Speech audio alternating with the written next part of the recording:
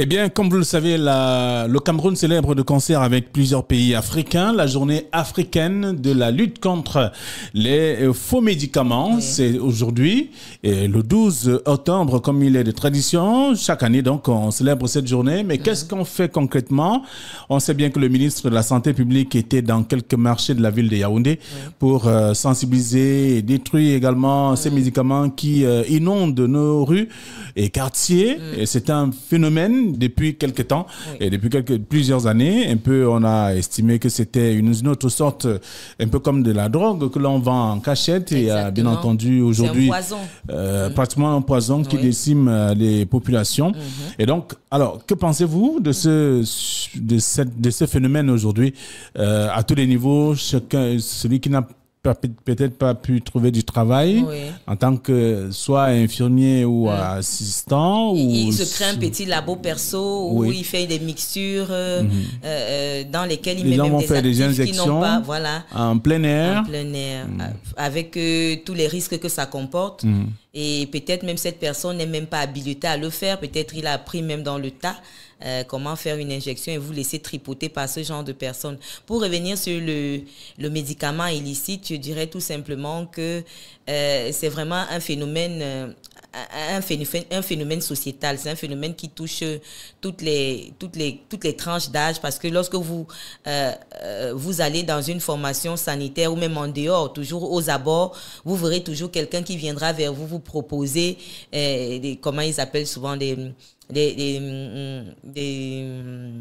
ceux qui s'apparentent, donc c'est-à-dire il y a un terme pour parler de cela, donc c'est-à-dire les médicaments génériques, voilà, j'y suis. Ils vont venir, ils vont venir vers vous. J'étais pas avec vous, je pensais à autre chose de toute façon. Ils vont venir vous dire que non, en fait, même si on vous a prescrit cela, il y a l'équivalent. Ils vont venir vers vous proposer. C'est ce phénomène qu'on observe un petit peu partout autour des formations sanitaires. Vous verrez toujours quelqu'un qui va venir vers vous, vous dire ok madame, ou alors autour des pharmacies. Lorsqu'il voit, il essaie d'analyser un peu votre état d'esprit, votre façon d'être. Il vient vers vous, vous dit écoutez, si peut-être vous n'avez pas trouvé ce médicament ici, moi j'ai un endroit où je peux vous amener pour que vous ayez des génériques, parce que vous allez faire le tour des pharmacies, vous n'allez pas en trouver. Et moi, ce que je peux dire par rapport à cela, c'est que c'est destructeur pour notre santé. C'est destructeur pour notre santé. Les faux médicaments, faisons attention à ce que nous achetons et comme les campagnes le disent souvent, allons dans les endroits adéquats pour acheter le médicament. Ne laissons pas le flanc à ceux-là, même aux marchands d'illusions qui se mettent dans leur petite cuisine à faire des petites formules chimiques et ils vont sortir de là avec un paracétamol fait à base de couscous ou alors un médicament, un sirop. Dorine, je vais te parler de quelque chose. Oui, Cathy. Je vivais dans un quartier dans l'arrondissement de Douala 3e où il y avait un dispensaire vraiment qui aidait les populations de ce côté-là, les petits pansements et ceci et cela. Quand vous arrivez dans ce dispensaire-là et vous dites vraiment j'ai les maux de tête, j'ai la diarrhée, j'ai ceci, et vous dites, bon, ok, le process, voici les médicaments. Quand on vous montre les médicaments, c'est réellement les médicaments qu'il vous faut. Ça va vous soigner, ça va vous traiter et tout, parce que c'est les médicaments réels. Maintenant, quand vous venez, vous dites, vraiment, la composition, là, moi, je n'ai pas trop d'argent. Voilà. Donne-moi plutôt le para de 100 francs. Ou alors, tu me donnes l'anti-inflammatoire, tu me composes ça, tu me fais pour un total de 200. On va prendre ce qui est moins que ce que vous avez, ce qu'on vous a proposé. C'est ça qu'on va vous donner. Mais depuis quand d'abord un malade va proposer lui-même sa potion magique? Là aussi, c'est un problème. C'est quelle histoire ça? Flavien, là aussi, c'est un problème. Vous êtes malade, c'est vous qui dites à celui vendeur des médicaments que non, donne-moi plutôt ceci, donne-moi ça. Mais il vous dit, moi, je n'ai pas 1000 francs pour me donner le kit palu du genre que ça me stabilise là le temps que j'aille à l'hôpital faire les examens et tout. Fais-moi une composition de 300 là, parce que je n'ai que 500 sur moi. Les 200 qui sont là, je vais aller me battre pour trouver de quoi faire les examens. On vous compose ce qui est de 300, mais ça ne va rien vous faire. Mais oui. Ça ne va rien vous faire, ça ne va rien vous apporter. Parce que là, c'est des médicaments sous-dosés qu'on va vous vendre. C'est des médicaments qui n'ont même pas d'actifs. Peut-être pas indiqués à votre maladie. Voilà, exactement. Également. Ce n'est pas vous n'avez mené aucun examen. Ce n'est pas qu'on a dit, j'ai vu un patient, j'ai vu une maman qui dit, ma fille, pardon, soulage-moi. Là où je suis là, je n'ai pas plus de 200. Compose-moi les remèdes de 200 là, le temps que je dorme un peu. Parce que j'ai trop mal à la tête. Après, je vais sortir, je vais au marché. Je dis que la mère. Là, les 200 que vous demandez, on ne peut pas vous composer. Je dis que non, on connaît. Pourquoi? Parce que non loin de là, c'est-à-dire que dans les environs de quartier, du quartier, on a repéré un papa qui chaque fois venait proposer des médicaments chez les docteurs du coin, quoi. En fait, il avait une cuisine chez lui où il passait le temps à proposer les anti-inflammatoires rouges, des chimistes, des chimistes en herbe. Et quand vous allez prendre les remèdes de ce papa-là, ça ne vous fait rien. Et lui, il s'engraisse, il avait son argent. Il était tout tranquille. C'est quoi? Vous allez voir là, c'est peut-être c'est juste de la farine. Parce qu'à côté de ces centres de santé, justement, où on peut commercialiser des médicaments normaux, c'est-à-dire que des médicaments indiqués, mais il y a des personnes qui sont là, qui font dans l'ombre ce qui ne devrait pas et qui viendront leur proposer que bon, voilà. N'acceptez pas des médicaments, chers des médecins, chers docteurs, tous ceux qui ont des centres de santé dans les périphéries. Ce n'est que lorsque comment on les appelle? Les délégués médicaux. Quand ils viennent pour vous livrer les médicaments, c'est ceux-là qui pourraient être. Mais en même temps, il y a aussi dans ces corps de métier d'aucuns qui peuvent être en phase avec ces personnes qui font des médicaments dans l'ordre. Donc aujourd'hui, tout est biaisé. Ah oui, parce que ces médicaments sont généralement fabriqués même dans des unités de production non autorisées. Par exemple. Parce que vous voyez comme l'exemple que vous avez cité tout à l'heure, ce monsieur qui compose. Vous arrivez dans un laboratoire, vous trouvez une marmite avec, je sais pas moi, le couscous, où on a mélangé ci, on a mélangé ça. On sait que tel médicament, tel liquide permet de rendre solide, ceci permet de faire. On mélange tout ça. Et on reconditionne même avec des fausses étiquettes. Parce que vous allez aller voir, c'est des fausses étiquettes. Aujourd'hui, plus ou moins, tout est imité. Parce que même la boisson que vous buvez, on a vu des choses. Ça va te faire mal à un moment, mais excuse-moi d'en parler. On a vu des choses. On sait que pour faire, par exemple, je ne sais pas moi, une bière que je ne vais pas citer le nom, pour faire mousser la bière, il faut mettre tel comprimé de ceci, tel comprimé. Tout, c'est partout. Et puis dans les snack bars. C'est vrai qu'il y a des gens qui aiment des sensations fortes. Bon, et puis dans les snack bars. Il estime que le degré d'alcool dans une bière. Il faut que son cerveau soit à l'envers. Ça se retrouve justement dans les snack bars à un moment donné. C'est-à-dire qu'au début, on vous sert tout ce qui est bien. Mais quand l'adrénaline monte aux environs de 1h, 2h du matin, on commence à sortir ce qui est du circuit illicite, qui est impropre à la consommation. Pour rentrer chez vous, vous avez des très violents maux de tête. Vous ne savez pas ce qui se passe autour de vous. Vous vous dites, mais attendez. À un moment, vous êtes couché, vous avez l'impression que le lit tourne et puis tout ça. Avec les malaises qui peuvent s'ensuivre. Avec tous ces malaises. Donc, il faut revenir un peu. C'est une question de moralité. C'est vrai, la santé coûte cher. La santé coûte cher, c'est certain. Très cher. Mais faisons l'effort quand même à un certain niveau de consommer des médicaments qui sont propres à la santé.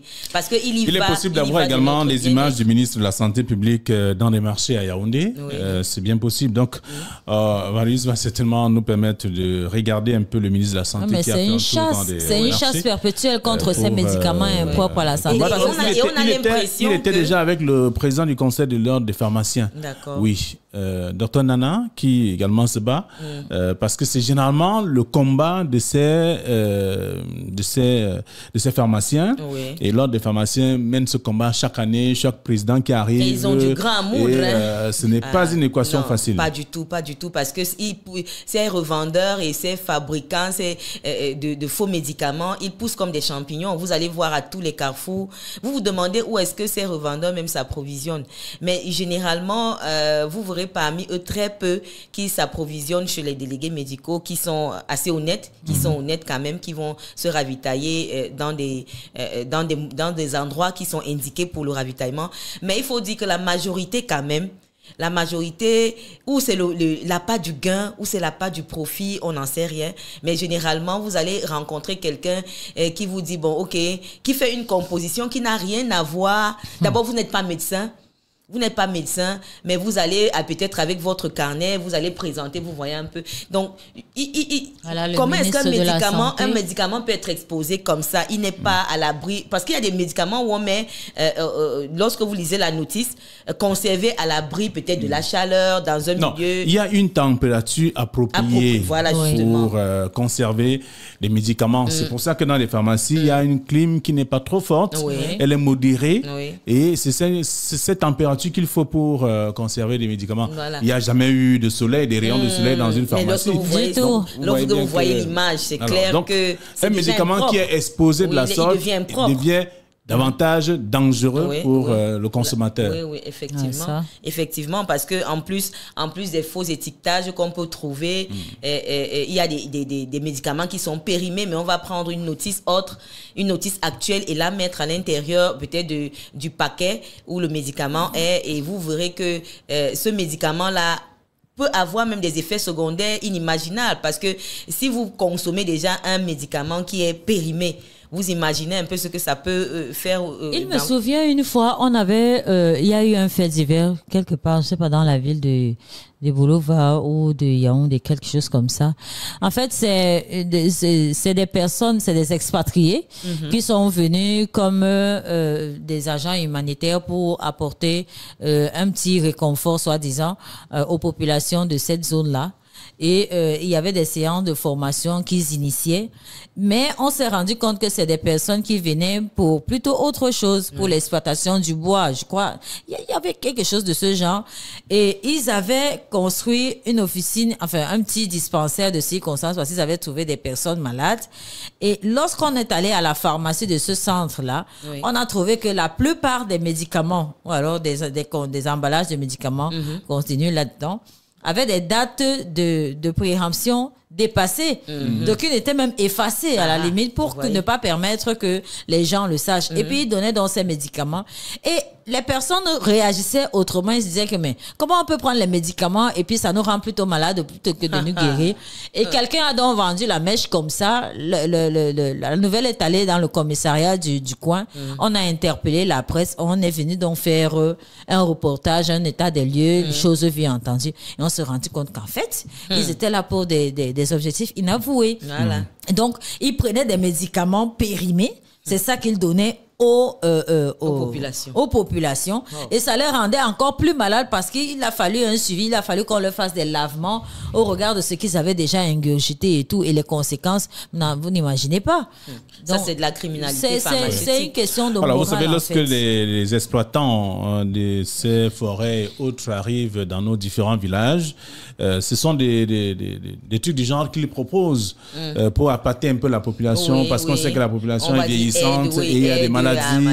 Il faut soit, on dit, il y a une opération de consultation de la vue, du diabète et autres. Exactement. Alors, on vous dit, d'accord, la condition c'est que... Alors, sachez également que nous sommes là pour vous accompagner, pour vous soutenir. On ne vient pas seulement exploiter votre forêt. Voilà. En fait, c'est la politique. Et vous allez voir, les gens vont sortir avec des témoignages. Non, on aime bien l'autre monsieur là parce que lui nous donne d'abord des médicaments, il nous soigne et après il peut exploiter tranquillement nos forêts. C'est ça en réalité. C'est la politique de l'âne et de la carotte. Maintenant, l'âne a fait quoi? Je ne sais pas. La carotte a fait quoi? Non, en fait, la carotte, elle est tendue à l'âne. L'âne aime beaucoup la carotte. Oui.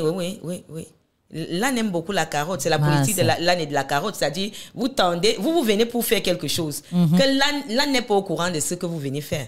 Et il ne veut même pas savoir. Lui, son problème, c'est la carotte. Donc, il ne s'intéresse pas à ce qui se passe autour. Son attention est focalisée sur la carotte. Donc, voilà pourquoi je parle de la politique de l'âne et de la carotte. Ok. Merci beaucoup, Cathy. On retient on retient que c'est la journée africaine de la lutte contre le faux médicament. Donc, chacun devrait prendre des dispositions, être davantage vigilant et savoir que lorsqu'on souffre ou qu'on voudrait acheter des médicaments, il faut aller à la pharmacie. Exactement. Et prenons la peine même de lire la notice. Oui, c'est ça aussi. Et même de regarder, la première des choses à regarder, c'est la date de péremption. Parce que la notice est là à l'intérieur. Pour que vous preniez donner le médicament, regardez d'abord la date de péremption. Maintenant, la date de péremption, elle est OK. La deuxième phase, c'est la notice. Pour voir comment vous pouvez le conserver. Donc, quand vous diront que, est-ce que j'ai même le temps quand je suis déjà malade? Exactement. Moi, mon problème, c'est prendre le médicament. Mais là, vous allez vous rendre plus malade que ça si vous n'êtes pas prudent. Bon, il faut peut-être se faire accompagner aussi. Si on a quelqu'un. Pourquoi pas. Si on est dans un état où on ne peut pas supporter d'être attentif. Cathy, merci. Je merci vous souhaite une très belle journée. Meilleur à vous. Vous avez abordé une couleur qui me semble aussi intéressante ce matin. Demain, c'est le concours de danse. Il ne faut pas oublier ça. Ouais. Non. Demain, c'est le concours de danse. C'est vrai. Venez habiller pour... le concours de danse. On a promis ça au télé. Ah, d'accord. J'espère vendredi dernier... non, c'est ce que vous avez fait vendredi dernier là. Voilà, un bonjour particulier à tout le personnel féminin. On est au mois d'octobre rose. À tout le personnel féminin de la Fédération. Vous m'avez découragé avec camerounaise de football. Je suis là, je vais travailler. Donnez-moi du travail. Donnez-lui du travail. Oui, mais donnez-moi du travail. Donnez-lui je suis expérimenté. Permettez-moi quelque chose. de dire bonjour. Travailler. Permettez-moi de travailler. Permettez-moi de dire bonjour. Oui, mais vous allez dire bonjour. Est-ce que ça va soigner les gens? De la Fédération. Ça ne va pas sensibiliser les gens. Moi, je suis là pour ça, madame. D'accord. Oui. Permettez-moi de dire bonjour. Oui, lorsque vous aurez dit bonjour, ça ne va pas sensibiliser les gens, madame. Non, mais je sensibilise à ma manière. En disant bonjour. Autant je sensibilise ici. Non, avant le bonjour, il y a eu des préalables. Il y a eu des préliminaires. Flavien. Préliminaire. Préalable, préliminaire. Monsieur Samuel Eto'o, président de la Fédération camerounaise de football santé, vous saluez. Votre personnel et vous. Docteur Honoris Causa. Voilà. Le Denis Mukwege de la FECA Foot. C'est tout? C'est tout. Et alors, vous n'avez rien dit à toutes les femmes qui travaillent à la FECA Foot? Je leur ai dit moi, je leur propose, écoutez. Oui. Non, alors, je vais leur dire quelque chose. Oui. Chères dames, vous de la qui travaillez à la Fédération camerounaise de football, sachez que ce mois d'octobre est le mois consacré à la lutte contre le cancer. C'est-à-dire qu'il faut écouter les conseils des médecins et des pères éducateurs que nous sommes. C'est-à-dire que faites-vous palper les seins ou alors vous-même apprenez à les palper et allez rencontrer un médecin. Allez-y où se trouvent des rencontres entre femmes où l'on parle notamment de ces cancers gynécologiques qui sont le cancer de l'ovaire, le cancer du col de l'utérus, le cancer du sein. Alors, donc, on parle de tout ça là-bas. On vous dit qu'est-ce qu'il faut faire, comment faire pour éviter ou alors que le dépister un peu tôt si jamais vous avez quelques séquelles et trouver la solution au plus vite. Ça, vous passez justement à côté de cette maladie. Donc, et si vous êtes déjà peut-être malade, suivez ces mêmes conseils. Pas de panique. Et prenez votre traitement tranquille. Vous pouvez vivre aussi longtemps si vous respectez tout ça. Donc, moi, je suis là pour ça. Pas les autres qui viennent seulement dire bonjour et ainsi de suite. Hein? Et éviter la palpation. Moi, j'ai terminé. Et fuir la palpation. Vous fuyez la palpation. Ça enlève quoi sur vous? Dites-moi un peu. Le lieu n'est pas approprié. D'accord, merci beaucoup Cathy, bonne journée. Bonne journée. À demain, on se retrouve toujours avec le même président, déjà avec la chronique spirituelle. Nous serons vendredi et bien entendu avec l'astuce santé et le talk. Vous faites quand même beaucoup de choses. Hein. C'est vrai. Votre salaire est costaud apparemment. Moi-même, j'en sais rien. Vraiment, j'en sais rien. Dis pas comme ça, on vient mettre. D'accord. Nous allons certainement avoir Oriol Toumi en ligne, mais pas maintenant. Au cours de cette émission, peut-être avant la fin, on parlera du management des médias et bien sûr comment les choses évoluent dans le milieu médiatique au Cameroun. Oui. Autant d'informations, de toute façon des explications. Et aussi nous allons avoir Clarence Yongo au cours de cette édition, juste après la revue de presse. Mais avant la revue de presse, il faut qu'on marque une pause. Permettre également à nos chers téléauditeurs de pouvoir respirer en attendant l'entrée dans ce studio de Rita Ngonginjol. L'Afrique se réveille.